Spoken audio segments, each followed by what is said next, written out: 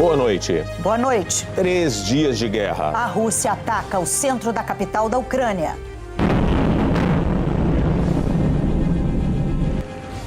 O governo local diz que não vai baixar as armas e que segue no controle de Kiev. O presidente ucraniano rejeita a ajuda americana para fugir do país. Volodymyr Zelensky diz que precisa de munição e não de carona. Os Estados Unidos dizem que a Rússia não esperava tanta resistência. O governo americano aprova ajuda militar de 350 milhões de dólares. A Alemanha e outros países europeus anunciam que vão mandar armamentos para a Ucrânia. União Europeia, Reino Unido, Estados Unidos e Canadá concordaram em retirar alguns bancos russos do SWIFT, o Sistema Internacional de Pagamentos. O Kremlin proíbe a imprensa russa de chamar a invasão da Ucrânia de guerra. Prefere a expressão Operação Militar Especial em Donbass. Uma mentira, já que a ofensiva atinge o país inteiro. A Cruz Vermelha denuncia ataques contra áreas muito povoadas. Essa região é uma região civil, com vários prédios nos arredores, prédios que aparentemente são prédios civis. Enquanto milhares de ucranianos deixam o país, alguns fazem o caminho inverso. E nessa mesma estação aqui na Polônia, onde muitos chegam, tem gente esperando para embarcar para a Ucrânia para encontrar parentes que não conseguiram ainda fugir da guerra. Brasileiros que vivem na Ucrânia também buscam uma saída. Nesse momento nós estamos no trem indo para Chernihiv, é uma cidade aqui perto da Ucrânia, que de lá nós vamos para Romênia.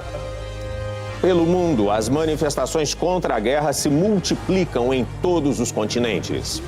Aqui em Lisboa, os protestos reúnem milhares de ucranianos. É a segunda maior comunidade estrangeira do país, atrás apenas dos brasileiros. O Jornal Nacional está começando.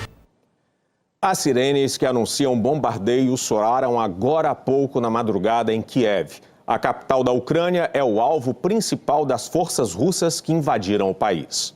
A desculpa inicial de Vladimir Putin era proteger as regiões separatistas de Donetsk e Luhansk de ataques do exército ucraniano. Mas logo se viu que a operação militar era bem maior e incluiu bombardeios aéreos, invasões por terra e mar em 3 frentes. No sul, a partir de bases na Crimeia e navios no Mar Negro e no Mar de Azov. No leste, pela fronteira com a Rússia, as tropas tiveram caminho livre nas províncias separatistas e também avançaram sobre centros importantes como Kharkiv e Sumy. As tropas russas estacionadas em Belarus avançaram pelo norte. Era o caminho mais curto até a capital Kiev, pouco mais de 100 quilômetros. As áreas em vermelho mostram as regiões já controladas pelos russos. Os combates agora estão concentrados no cerco a Kiev. A capital tem uma população equivalente à de Salvador e uma área maior do que a de Goiânia. Os russos controlam a área ao noroeste da capital, incluindo o aeroporto Hostomel. Um prédio de apartamentos atingido hoje fica próximo ao aeroporto Sikorsky. Há registros de combates e explosões no bairro de Obolon e perto da usina térmica que abastece a capital. E também na Praça Maidan, ao lado do Palácio Presidencial e do Parlamento. Kiev resiste. Mesmo cercada, no 3º dia de guerra, a capital ucraniana resiste. Segundo o comando militar russo, a operação foi retomada hoje depois que a liderança ucraniana se recusou a negociar, mas o governo da Ucrânia nega. Quando o dia amanheceu, havia rumores de que o presidente Volodymyr Zelensky teria fugido. Ele não havia participado de uma chamada marcada com o primeiro-ministro da Itália, Mario Draghi. Mas o presidente reapareceu neste vídeo gravado no centro de Kiev. Ainda estou aqui. Nossa arma é a verdade e a verdade é que esta é a nossa terra, nosso país, nossas crianças e vamos defendê-los. Depois disse que havia recusado uma oferta dos Estados Unidos para fugir. Preciso de munição, não de uma carona. Às 8 da manhã, um míssil atingiu um prédio de apartamentos na capital, perto da Universidade de Defesa. Uma câmera interna mostra a explosão por outro ângulo. 2 pessoas morreram, mais de 30 ficaram feridas. Esse morador contou que conseguiu sair correndo do prédio, mas a esposa e o filho se feriram. O governo russo deu outra versão. Disse que o míssil foi disparado por engano por uma bateria antiaérea da Ucrânia. Além das estações de metrô, esta igreja católica virou um abrigo para crianças e suas mães. O prefeito Vitaly Klitschko, ex-campeão mundial de boxe, disse que soldados ucranianos conseguiram impedir a entrada dos russos. O prefeito estendeu o toque de recolher até amanhã de segunda e avisou: todos os civis que forem encontrados na rua serão considerados membros do grupo de sabotagem do inimigo. O avanço das forças russas na Ucrânia ficou mais lento pelas dificuldades logísticas e pela forte resistência ucraniana. Mas, além da capital, o comando militar russo ordenou que a ofensiva fosse retomada em todas as direções. A Cruz Vermelha alertou que os ataques atingem áreas densamente povoadas, com consequências devastadoras para crianças e idosos. Em Kharkiv, segunda maior cidade do país, um centro de doação de sangue foi alvo da artilharia russa. Pessoas que faziam fila para doar acabaram feridas. E um foguete russo caiu sem explodir no parque de uma escola. A inteligência ucraniana fez hoje uma acusação grave. Nas áreas separatistas, a população pró-russa e os militares de Moscou teriam recebido máscaras de gás. A ideia seria explodir reservatórios de produtos químicos e atribuir a responsabilidade a Kiev. O governo ucraniano afirmou hoje que 3.500 soldados russos já teriam morrido nos combates, baixas muito mais severas do que o esperado pelo Kremlin. Mas os militares russos não divulgaram suas perdas. Uma imagem viralizou nas redes sociais. Na estrada a caminho de Kiev, civis ucranianos tentam impedir o avanço de tanques russos. Os ucranianos também estão destruindo pontes para barrar o avanço. Numa dessas ações, o soldado que detonou os explosivos desapareceu junto com a ponte. Hoje, o Papa Francisco telefonou para o presidente da Ucrânia, exprimiu a sua dor profunda pelos acontecimentos trágicos naquele país. Embora o Vaticano não anuncie, Francisco vem tentando mediar a crise. Ontem foi pessoalmente à embaixada russa junto à Santa Sé e tem falado com a Igreja Ortodoxa Russa, muito influente no governo de Putin. Desse diálogo pode surgir um passo para um cessar-fogo. Os Estados Unidos disseram que a Rússia não esperava uma reação tão forte do exército ucraniano. O presidente americano deixou Washington e foi passar o fim de semana na casa dele em Delaware. Antes, ele aprovou mais 350 milhões de dólares de ajuda militar à Ucrânia e 250 milhões em ajuda humanitária. No último ano, os Estados Unidos já deram $1 bilhão para a Ucrânia comprar armas. Desde 2014, a principal é o míssil antitanque Javelin, que um soldado dispara apoiado no ombro. O míssil tem 1 metro de comprimento, é pequeno, mas tem capacidade para destruir um tanque. Cada míssil desses custa o equivalente a R$400 mil. A Ucrânia já recebeu, os americanos estão surpresos com o sucesso do exército ucraniano em frear o avanço da Rússia. Segundo o Pentágono, a resistência ucraniana conseguiu impedir, até agora, a ocupação da capital, Kiev. Segundo os analistas, o avanço russo está mais lento do que se esperava. O porta-voz do Departamento de Defesa em Washington disse que os Estados Unidos vão achar um jeito de continuar mandando armas para a Ucrânia. Apesar das ameaças do presidente russo, No dia do início da invasão, Vladimir Putin afirmou: quem interferir na Ucrânia sofrerá consequências que nunca viu em sua história. Na terça-feira, Biden fará o tradicional discurso no Congresso, chamado Estado da União, onde o presidente apresenta as realizações do último ano e será o primeiro de Biden. Ele deve defender suas ações para tentar dissuadir Putin de invadir a Ucrânia e apontar como sucesso as fortes sanções em união com os aliados. Mas as pesquisas de opinião mostram que a maioria dos americanos acha a resposta de Biden fraca. A medida mais forte para punir a Rússia pode ser a retirada do país do sistema bancário internacional, o SWIFT. Agora à noite, Estados Unidos, Reino Unido e União Europeia concordaram em retirar alguns bancos russos do sistema. Já temendo a retirada, a Rússia criou um sistema paralelo, que inclui instituições financeiras de países como a China, Índia, Irã, Turquia, ex-repúblicas soviéticas e até alguns bancos da Alemanha e da Suíça. Desde que o chamado SWIFT foi criado, nenhum país do peso da Rússia foi excluído do sistema bancário internacional. É no campo econômico que existe uma arma capaz de isolar a Rússia do resto do mundo.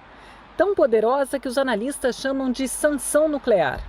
Trata-se de desligar o país da rede SWIFT, o sistema digital que conecta bancos de todo o globo.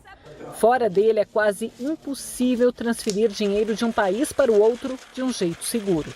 Ele é como aquele sistema de mensagens que nós usamos no celular, que todo mundo tem esse sistema de mensagem e a gente consegue se conectar. Então, quando um país faz uma exportação, por exemplo, ele recebe o dinheiro com auxílio deste sistema de mensagens. SWIFT é a sigla para o nome inglês da Sociedade para Telecomunicações Financeiras Interbancárias Mundiais. A empresa, com sede em Bruxelas, na Bélgica, foi criada em 1973 para substituir as comunicações por telex.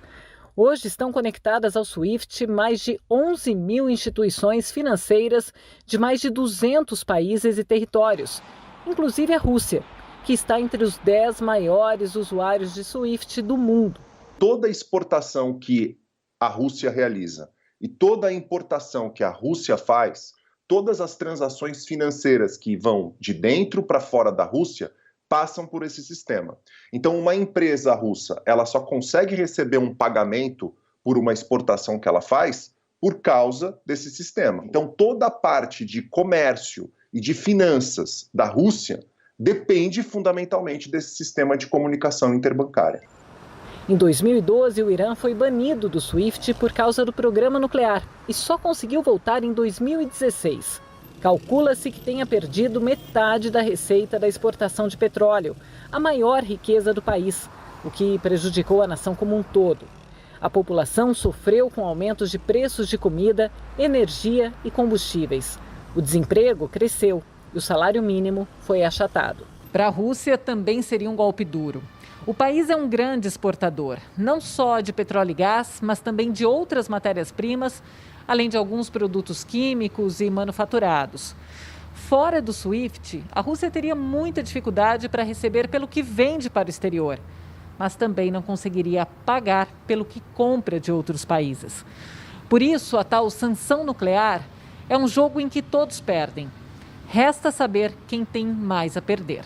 Isso nunca foi feito com um país das dimensões da Rússia, né? Seria algo absolutamente inédito, até porque a Rússia tem ligações muito próximas com o Ocidente, notadamente a Europa, né? Os europeus consomem muito gás natural da Rússia e pagam por esse gás natural via SWIFT. Não há vencedores, não há ganhadores nessa guerra, são todos perdedores, óbvio que uns mais, outros menos, mas todos os países serão afetados, vão ter cadeias produtivas com disrupção, vai ter desemprego, vão ter indústrias que vão paralisar suas atividades, vão ter dificuldade de suprimento e muito desemprego. Então, além das milhares de vítimas que vão ter dessa guerra lá na região do leste europeu, no mundo inteiro nós vamos ter consequências na economia e no emprego das pessoas.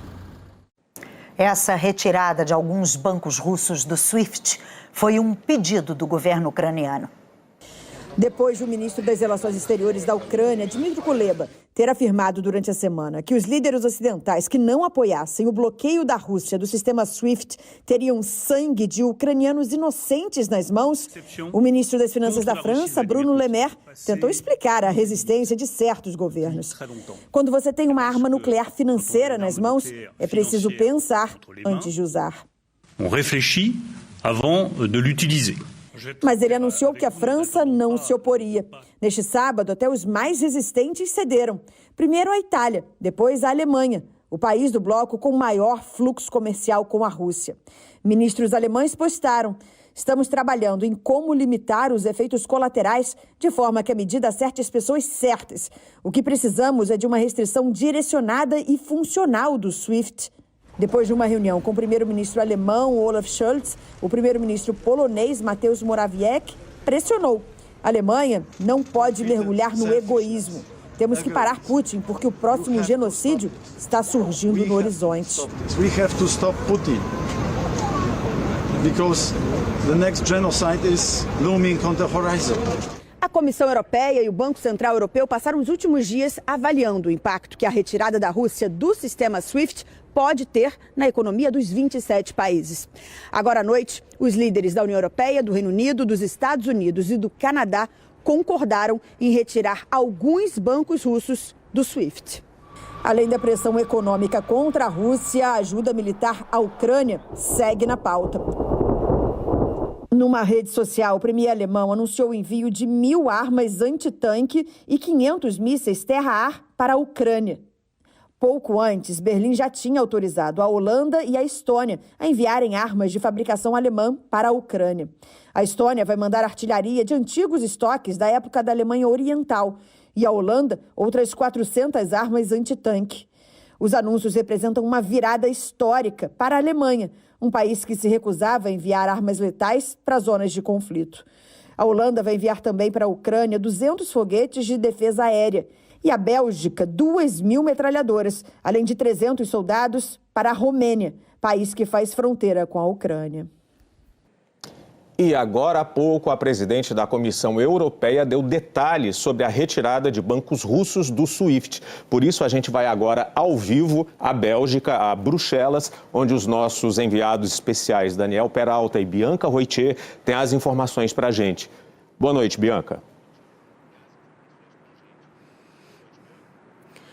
Boa noite, Elter. Boa noite, Ana Luísa. Boa noite a todos. A presidente da Comissão Europeia, Ursula von der Leyen, disse que a medida vai prejudicar a capacidade desses bancos de operar globalmente, impedindo a realização da maioria das transações financeiras e bloqueando as exportações e as importações russas. A presidente do braço executivo do bloco afirmou ainda que os aliados vão impedir a Rússia de usar seu baú de guerra, congelando as transações do Banco Central russo.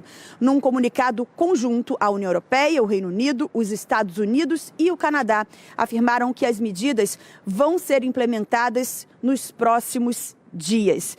De qualquer forma, amanhã, os ministros das Relações Exteriores da União Europeia vão discutir o novo pacote de sanções em mais uma reunião, a 4ª reunião em uma semana. E a Alemanha se tornou o mais novo país europeu a anunciar que prepara o fechamento do espaço aéreo para aviões russos. Pelo menos outros 9 países já tinham tomado essa decisão. E esta noite, o primeiro-ministro britânico, Boris Johnson, conversou por telefone com o presidente ucraniano, Volodymyr Zelensky.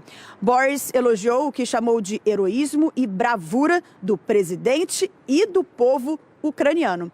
Os dois líderes afirmaram que a Rússia está enfrentando uma resistência maior do que se calculava. Elter, Ana Luísa.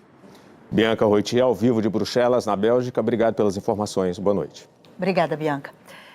A Rússia exerceu o poder de veto e barrou a resolução no Conselho de Segurança da ONU que condenava a invasão da Ucrânia. Na votação de ontem à noite, os Estados Unidos quiseram mostrar o isolamento da Rússia. This is a war of choice. Russia's choice. A embaixadora americana foi taxativa. Esta foi uma escolha pela guerra. A Rússia escolheu invadir o vizinho, a Rússia escolheu causar sofrimento no povo ucraniano e em seus próprios cidadãos, a Rússia escolheu violar a soberania da Ucrânia, a lei internacional e a Carta da ONU. E agora, por toda a Ucrânia, pessoas tentam salvar suas vidas.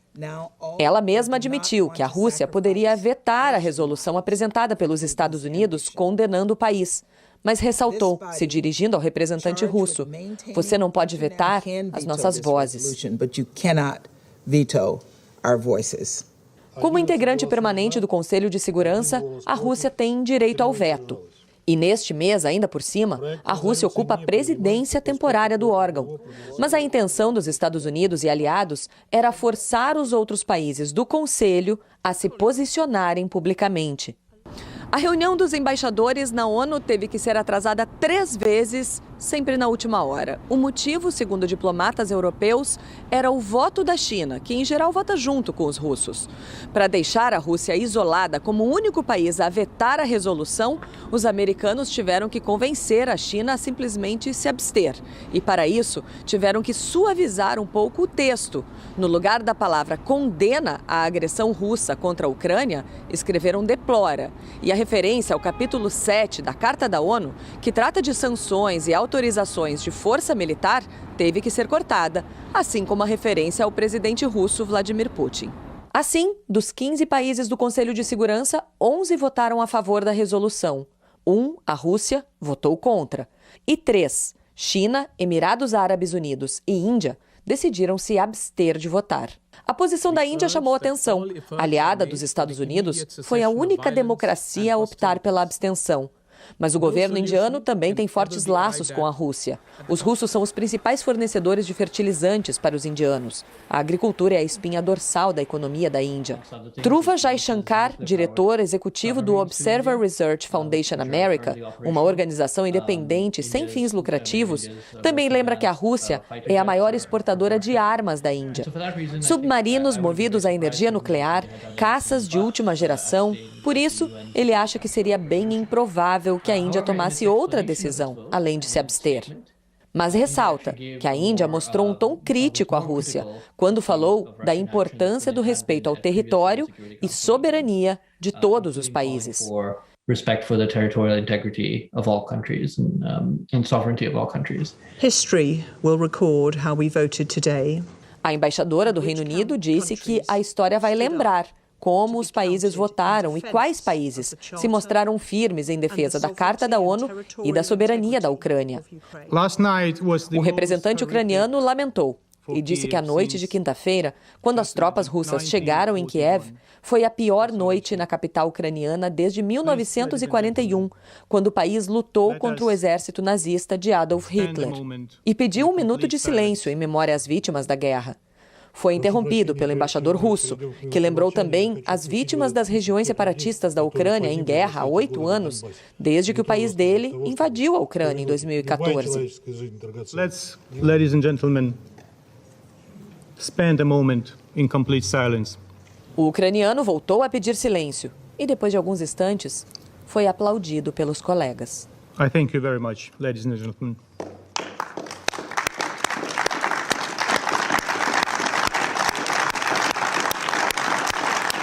Por fim, o secretário-geral da ONU, Antônio Guterres, disse que aquele era o dia mais triste de todo o mandato dele e explicou.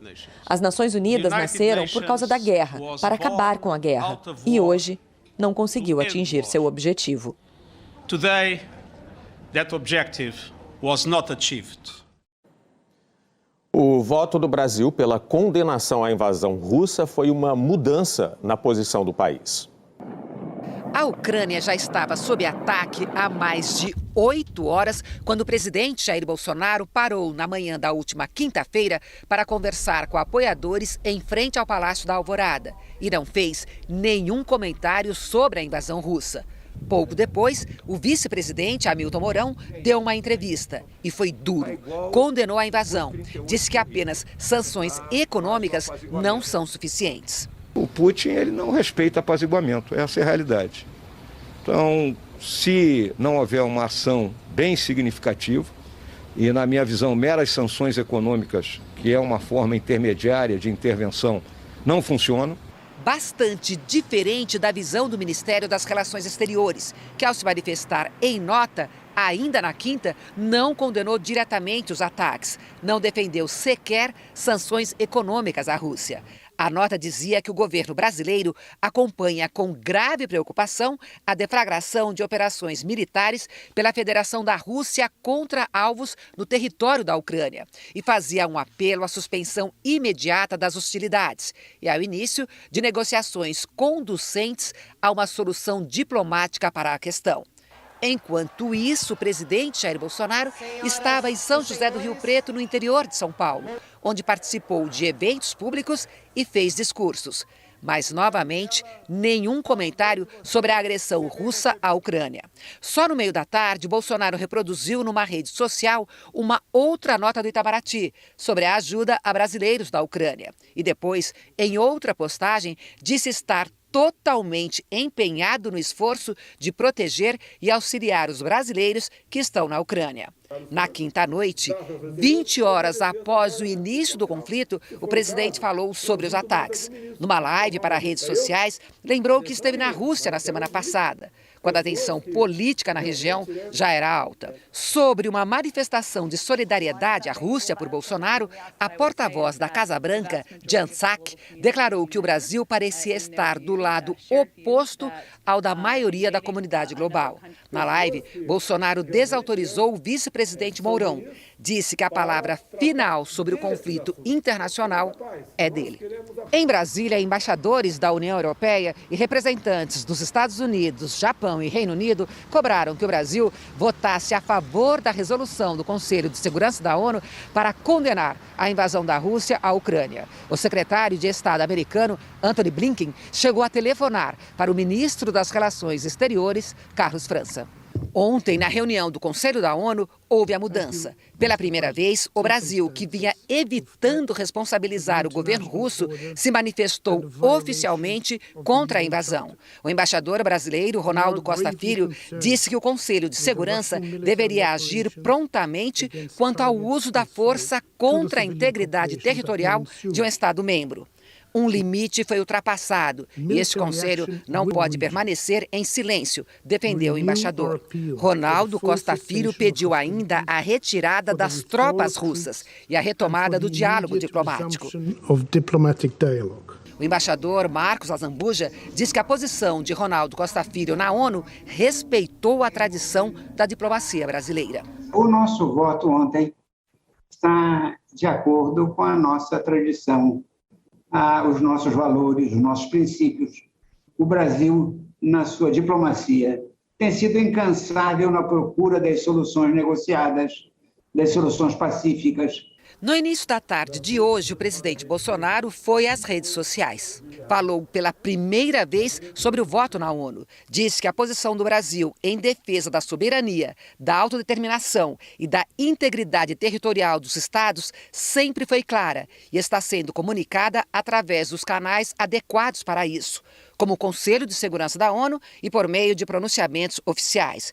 E voltou a afirmar que o governo está focado em garantir a segurança do nosso país, proteger os interesses do nosso povo, auxiliar os cidadãos brasileiros que se encontram nas regiões conflagradas e contribuir para uma resolução pacífica do conflito. O cientista político Hussein Kalut afirma que o principal problema do Itamaraty foi encontrar o meio termo entre o dever, a obrigação de Estado e a posição pessoal de Bolsonaro. Eu acho que eles estavam tentando encontrar o ponto de equilíbrio entre o que a diplomacia deve fazer, né, e o que o presidente quer. A diplomacia, no caso do Itamaraty, tinha clareza do que deveria fazer. Eles sabem da nossa doutrina diplomática e do nosso posicionamento quando há violação ao direito internacional, quando há uma invasão deliberado, injustificável a um país soberano e independente. A seguir, a censura aos jornalistas na Rússia. As manifestações contra a guerra em todos os continentes. Há 2 anos, o Brasil confirmava o primeiro caso de Covid no país. Vamos ver agora como estão hoje os números da pandemia e da vacinação reunidos pelo consórcio de veículos de imprensa. Boa noite, Bruno Tavares. Boa noite, Ana Luísa, Elter, boa noite a todos. O primeiro caso foi registrado aqui em São Paulo. Nesses 2 anos de pandemia, o Brasil já contabiliza mais de 28.700.000 casos. Chegamos a esse número depois que o país registrou quase 72 mil novos casos conhecidos nas últimas 24 horas. De ontem para hoje foram 722 mortes. No total, 648.989 brasileiros perderam a vida para a Covid. A média de casos está em queda, de 38% na comparação com 2 semanas atrás. São 83 mil novos casos por dia. A média de mortes também está em queda, de 18%. São 722 óbitos por dia. O Distrito Federal aparece em cinza no mapa porque não divulga os números aos fins de semana. 4 estados estão com alta na média de mortes. 7 estados têm estabilidade e 15 estão em queda. Agora, os números da vacinação. 8 estados não divulgaram as informações hoje. Nas últimas 24 horas, 76 mil pessoas tomaram a primeira dose, 68 mil a segunda dose ou a dose única, 277 mil a dose de reforço. O total do dia ficou em 422.172 vacinados. Desde o início da vacinação, 80,25% da população total recebeu a primeira dose. Em relação à população vacinável, que tem 5 anos ou mais, 86,13%. 72,04% de todos os brasileiros receberam as 2 doses ou a dose única. Dos que têm 5 anos ou mais, 77,32%. A dose de reforço foi aplicada em 29,70% da população. A partir de 18 anos, 39,45% receberam a dose de reforço. No mapa em verde escuro, os estados mais avançados na vacinação completa da população que pode ser imunizada. Outras informações em g1.com.br/coronavírus. Elter, Ana Luísa. Obrigada, Bruno, pelas informações. Boa noite. Obrigado. O aplicativo Telegram bloqueou hoje 3 perfis do blogueiro bolsonarista Alan dos Santos, usados para propagar discurso de ódio e informações falsas. O ministro do Supremo, Alexandre de Moraes, tinha determinado que o Telegram bloqueasse os perfis. Caso contrário, o aplicativo poderia ser retirado do ar por 48 horas e multado em R$100 mil. A guerra provocada pela Rússia no leste europeu não é só militar, é também cibernética. Segundo especialistas, a região é um ponto de partida de ataques na internet. Horas antes da ofensiva militar russa, uma outra onda de ataques à Ucrânia já tinha sido deflagrada. Sites do governo ucraniano e de bancos privados foram atacados por hackers. No universo da cibersegurança, esse tipo de ataque se chama negação de serviço. Hackers e robôs fazem uma avalanche de acessos simultâneos a um site até que o servidor fique sobrecarregado e a página saia do ar. Na hora que você ataca sistemas cibernéticos, seja por tirar sites do ar ou serviços, atacar infraestruturas críticas que incluem energia elétrica, serviços financeiros ou bancários, sistemas de transporte, tratamento e saneamento de água, isso pode auxiliar significativamente o avanço de tropas sobre território ucraniano. O cônsul honorário da Ucrânia em São Paulo, Jorge Ribka, diz que os ataques estão dificultando a comunicação no país. Sistemas caíram, foram derrubados, difícil de se falar na Ucrânia, WhatsApps são um problema, né? Redes Wi-Fi caíram, e você quer saber como estão as pessoas e não consegue contato, a pessoa não consegue dizer que está bem, as famílias acabam até se separando, é um momento muito complicado.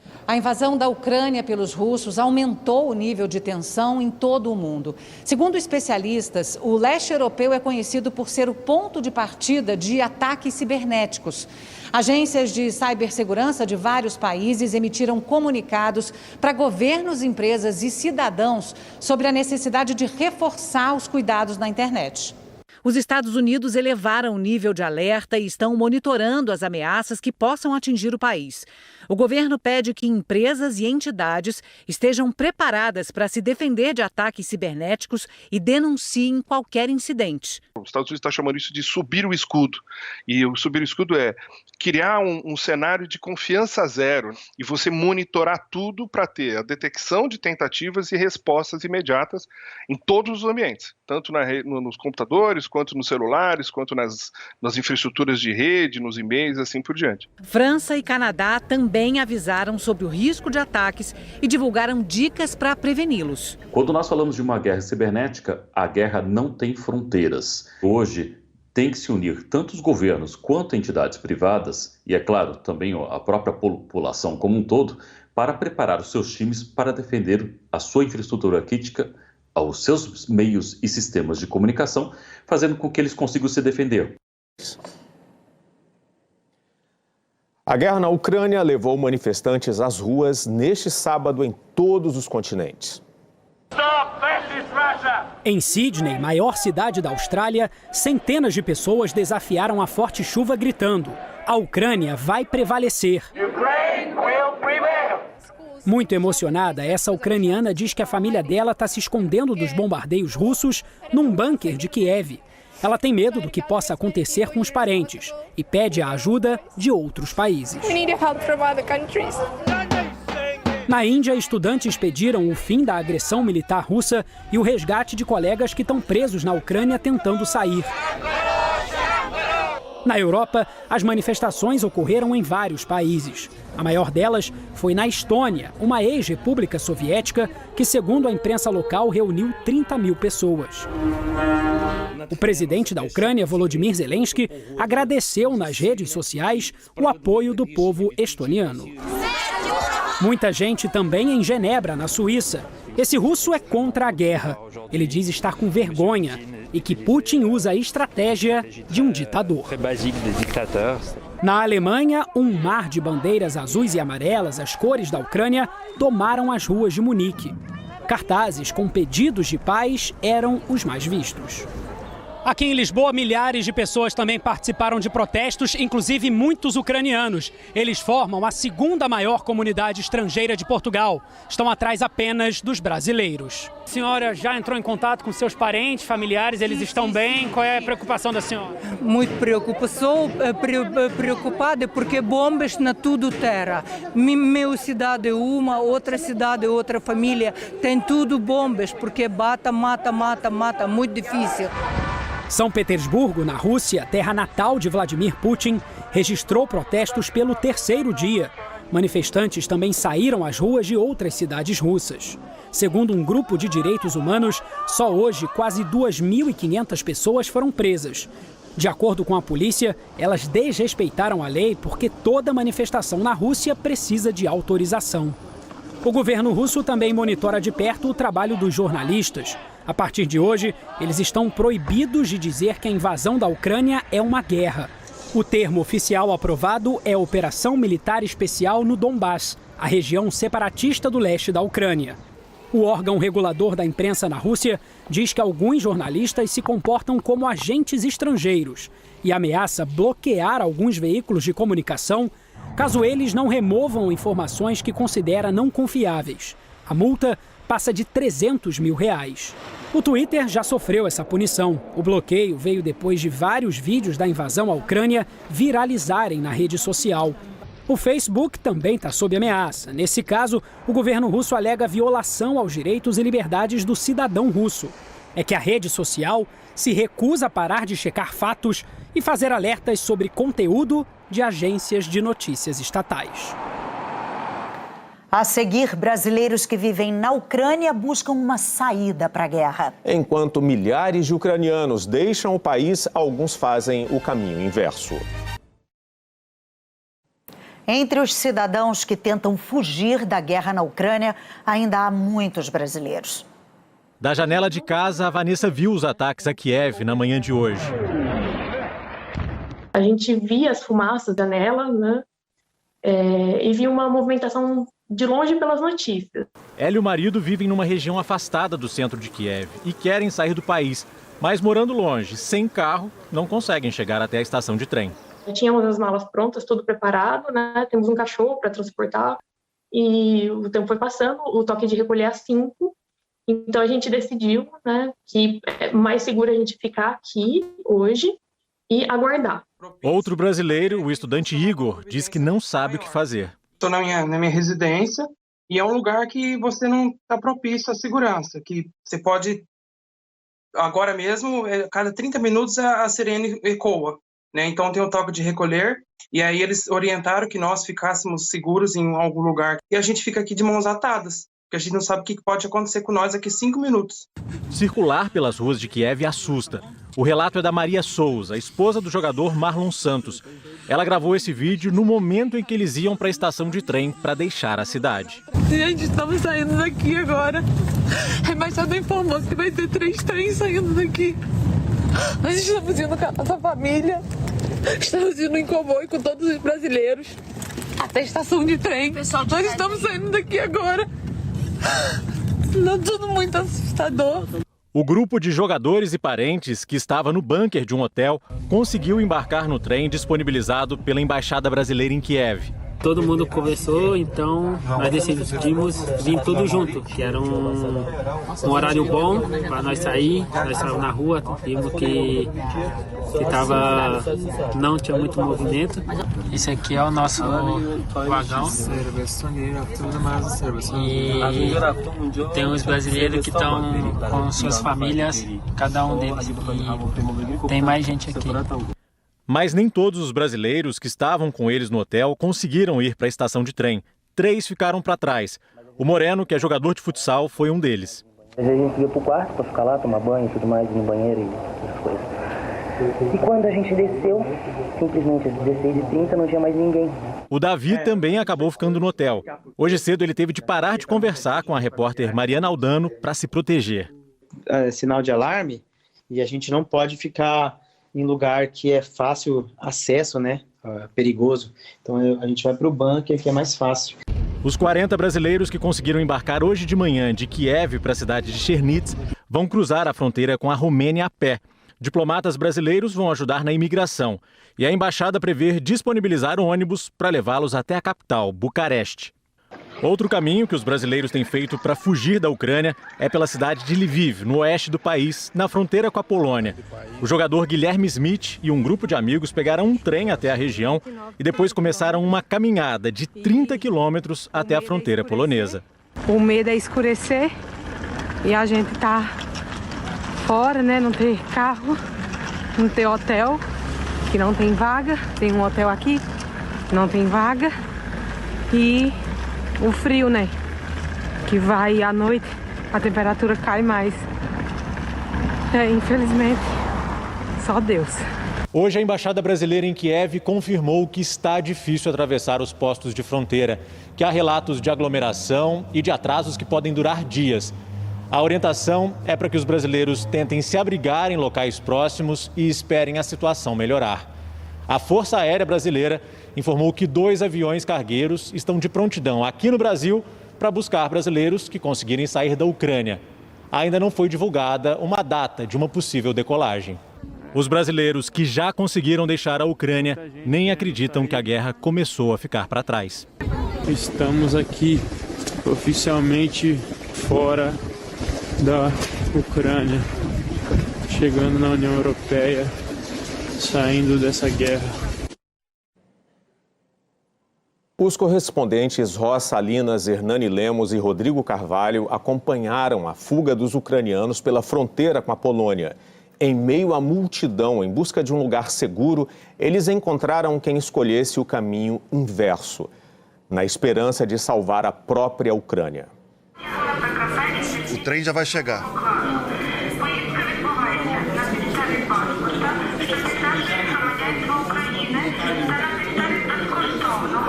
A gente está numa cidadezinha polonesa colada na Ucrânia. Voluntários e exércitos se mobilizaram desde cedo, sem parar, de um canto para o outro, levando e trazendo uma ajuda que sempre faz diferença.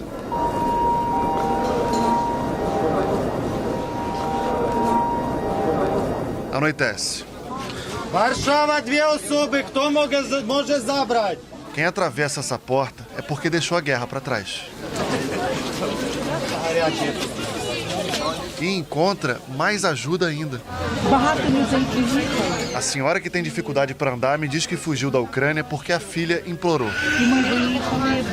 É que elas moram perto de um quartel que poderia ser alvo dos russos.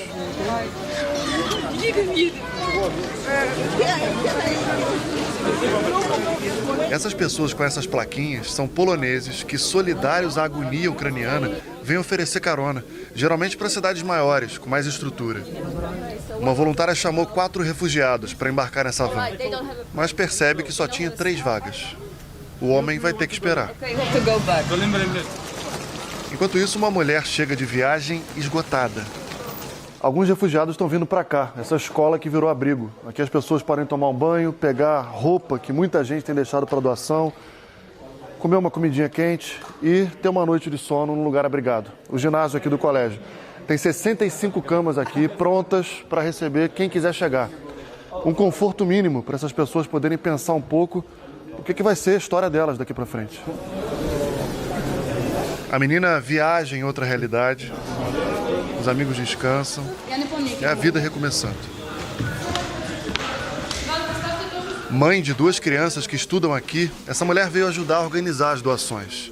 Ela diz que ainda está caindo a ficha de que tem uma guerra acontecendo, que vez ou outra parece ficção, e que tem medo de que a Polônia seja atacada. Fica pensando para onde fugiria. Ela acha que para o Canadá, onde tem uns parentes distantes. Canadá. Nesse meio tempo, brota mais uma ajuda. Esse homem veio oferecer trabalho para os refugiados. 40 vagas na empresa dele. É muito isso que ele pode fazer, mas nada perto da quantidade de gente chegando. A ONU disse hoje que desde o começo da guerra, nas primeiras horas de quinta-feira, 150 mil pessoas já fugiram da Ucrânia. Essa é a fila dos refugiados ucranianos que conseguiram fugir da guerra e estão esperando agora para entrar aqui na Polônia. Desse lado da plataforma, o que a gente não esperava encontrar de jeito nenhum era essa quantidade de gente aqui, tem mais de 100 pessoas, fácil, esperando para entrar na Ucrânia. Não se sabe que horas o trem vai sair, mas 5h30 da tarde, todo mundo disposto a esperar. Essa senhora, a Lisa, vai embarcar para o país em guerra. Ela é ucraniana, mas mora em Londres. Cruzou a Europa para estar aqui. E diz que vai para a Ucrânia para ficar com a mãe de 90 anos. Lisa diz que quando um povo tem liberdade, não sabe exatamente o que isso significa. Só quando perde. Na Ucrânia, eu sempre fui livre. Vou ficar lá com a minha mãe até a gente vencer a guerra. Porque nós vamos vencer.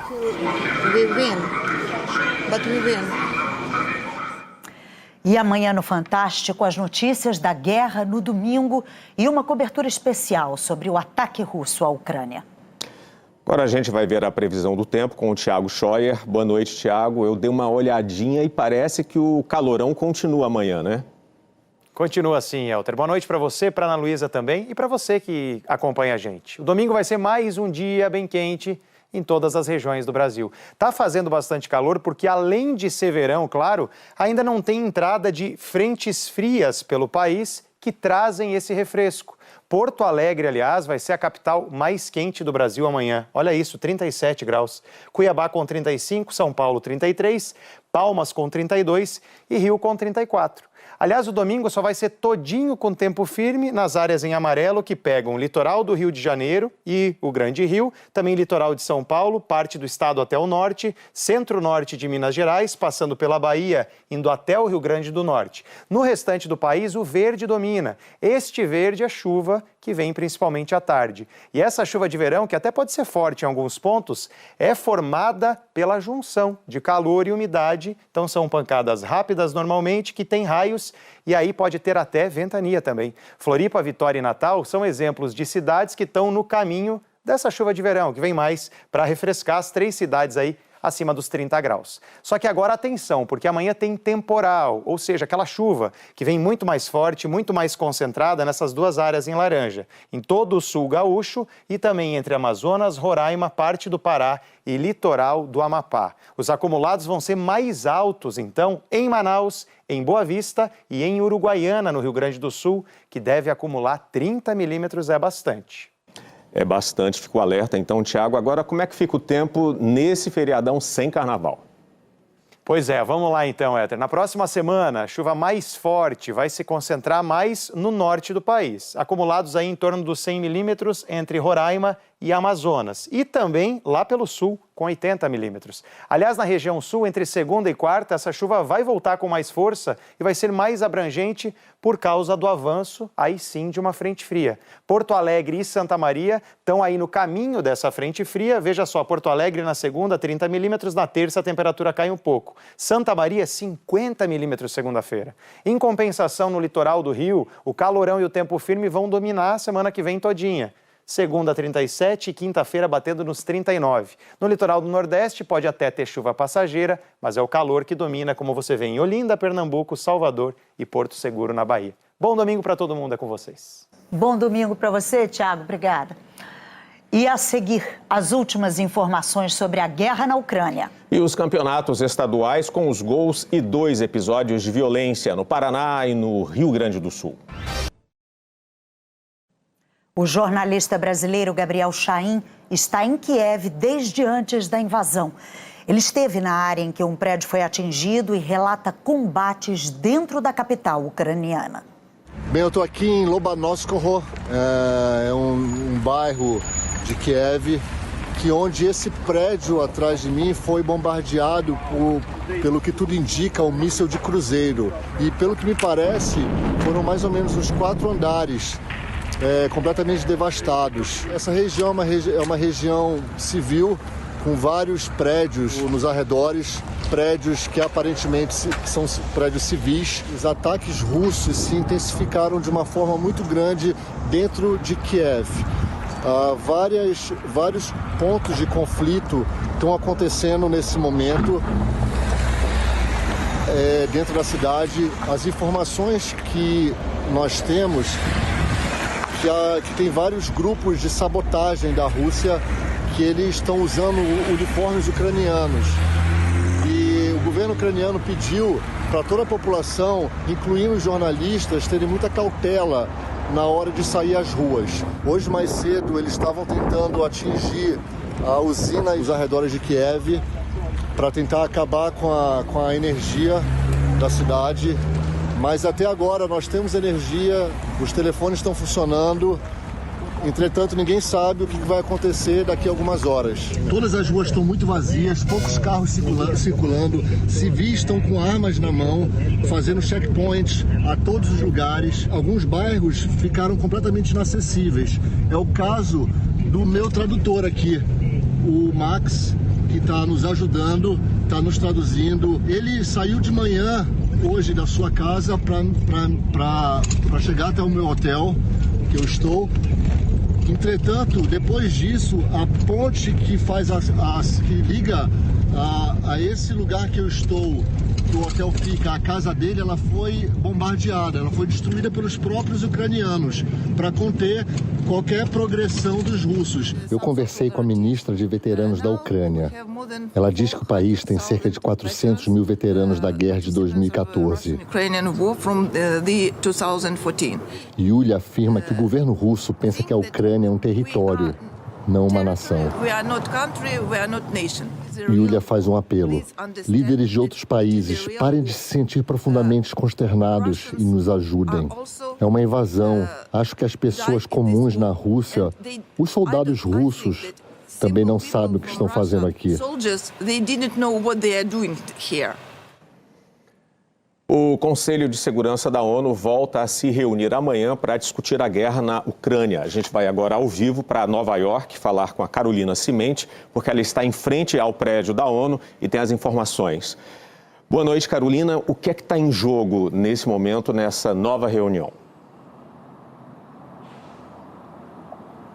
Boa noite, Elter. Boa noite, Ana Luísa. Boa noite a todos. Olha, o Conselho de Segurança se reúne mais uma vez amanhã para votar se convoca uma sessão de emergência da Assembleia Geral, com todos os 193 países membros da ONU. Essas reuniões de emergência da Assembleia Geral são muito raras. Só aconteceram 10 delas desde 1950. E a ideia é votar uma resolução parecida com aquela apresentada ontem, condenando a invasão russa à Ucrânia. E para que essa sessão de emergência seja aprovada, são necessários 9 votos favoráveis entre os 15 países membros do Conselho de Segurança. E nenhum dos 5 membros permanentes do Conselho podem usar o poder de veto. Tudo isso é mais uma forma de fazer pressão para que Putin retire suas tropas da Ucrânia e para mostrar que a Rússia está bastante isolada.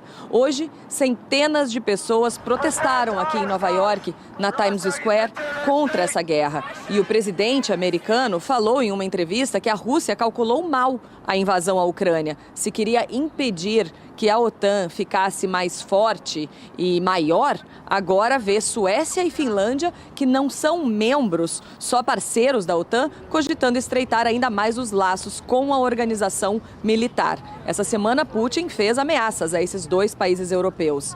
E uma última notícia: as TVs ucranianas divulgaram agora há pouco imagens da capital Kiev sendo fortemente bombardeada. Um dos bombardeios teria inclusive atingido um depósito de combustível na periferia da cidade. A guerra da Rússia contra a Ucrânia completa 4 dias nesse domingo. Elter, Ana Luísa. Obrigada, Carolina Cimente, falando ao vivo de Nova York.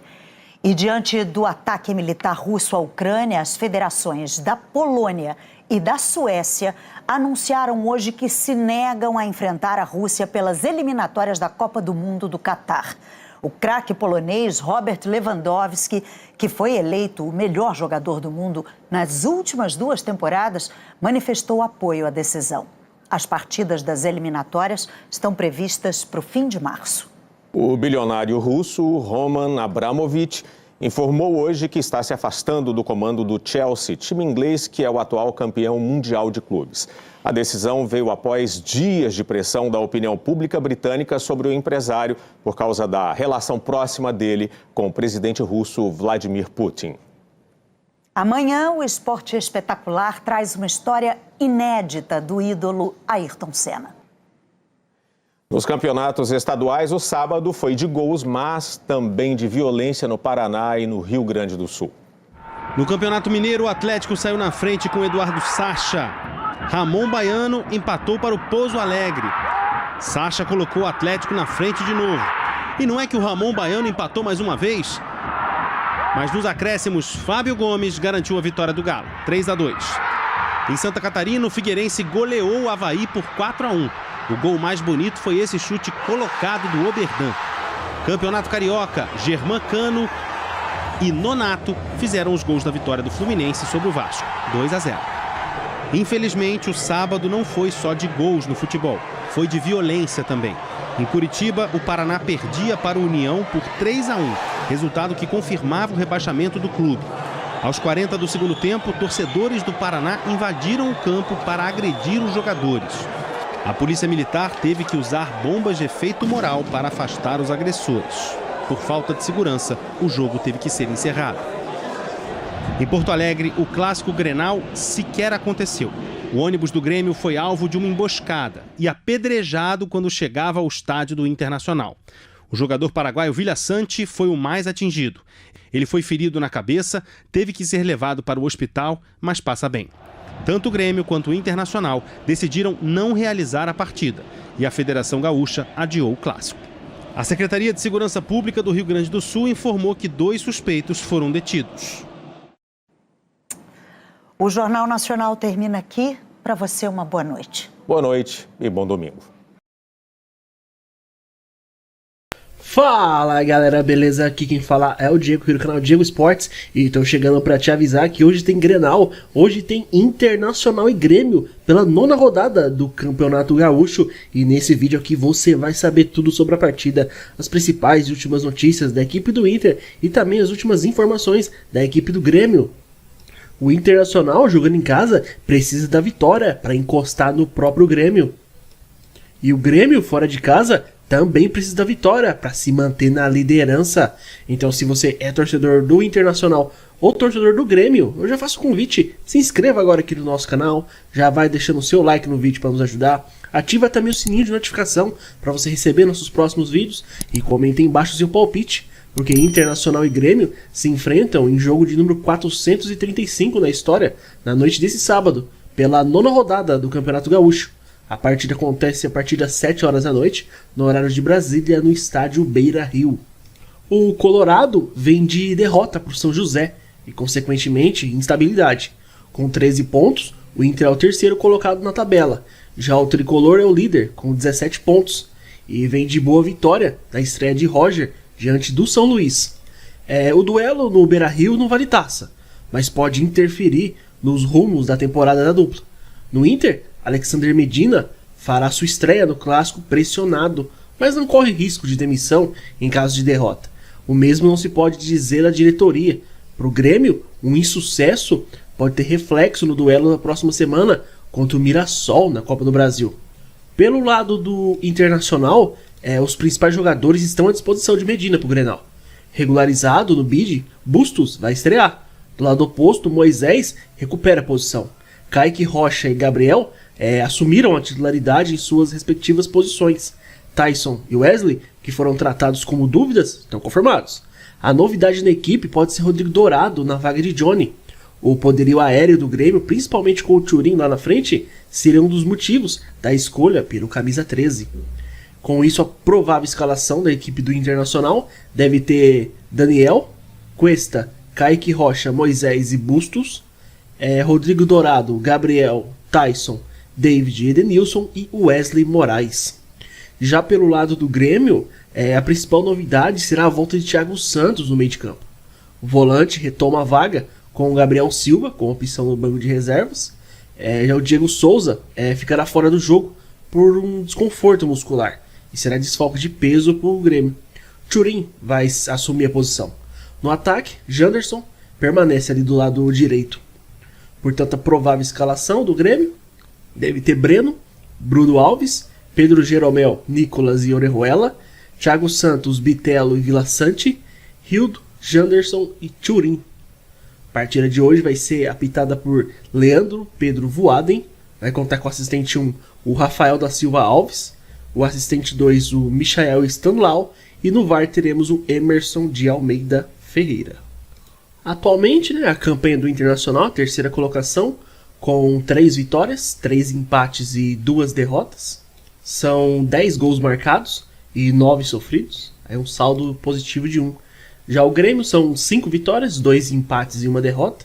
São 15 gols marcados, 8 sofridos, é um saldo positivo de 7. Na rodada passada, o Internacional fora de casa perdeu para o São José pelo placar de 3-2 e o Grêmio bateu o São Luís por 4-0 jogando em casa. Aí na próxima rodada, o Grêmio fora de casa vai enfrentar a equipe do Novo Hamburgo e a equipe do Internacional, jogando em casa, vai receber a equipe do Aimoré. Então é isso, rapaziada. Desejamos a todos aí um ótimo jogo, que vença aí o melhor. Fiquem todos com Deus e até a próxima.